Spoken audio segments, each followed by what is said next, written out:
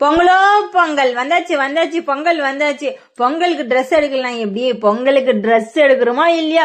ராவதி ஸ்டோர்ல போட்டிருக்கிற பொங்கல் செட்டப்ப போய் பார்த்தே ஆகணும் சொல்லிட்டு கிளம்பி பாருங்க இங்க பொங்கல் செலிப்ரேஷன் எப்படி களை கட்டி இருக்குது சொல்லிட்டு. நம்ம பொங்கல் செலிப்ரேஷன் பண்றதுக்கு முன்னாடி ராவதி ஸ்டோர்ல பொங்கல் செலிப்ரேஷன் எப்படி கெத்து காமிக்குது பாருங்க. பார்க்கவே செம்மையா இருக்கு. ஜல்லிக்கட்டு காலை பாருங்க எப்படி காலை தைக்கணும் ஓடுது சொல்லிட்டு. இதை பார்த்து முடிச்சுட்டு அப்படியே உள்ள போயிட்டு எனக்கு தேவையான திங்ஸ் கொஞ்சம் வாங்கியிருந்தேன். அதுக்குள்ள லவி வந்து, அம்மா நீயே இன்னும் எவ்வளவு நேரமா வாங்கிக்கினே இருப்பா, உனக்கு எவ்வளவு வாங்கினாலும் பத்தே பத்தாது, எனக்கு வந்து ட்ரெஸ் செலக்ஷன் பண்ணி கொடுமா சொல்லிட்டு கேட்டான். அப்படி நான் என்ன வாங்கியிருக்கிறேன் சொல்லிட்டு நீங்களே பாருங்க.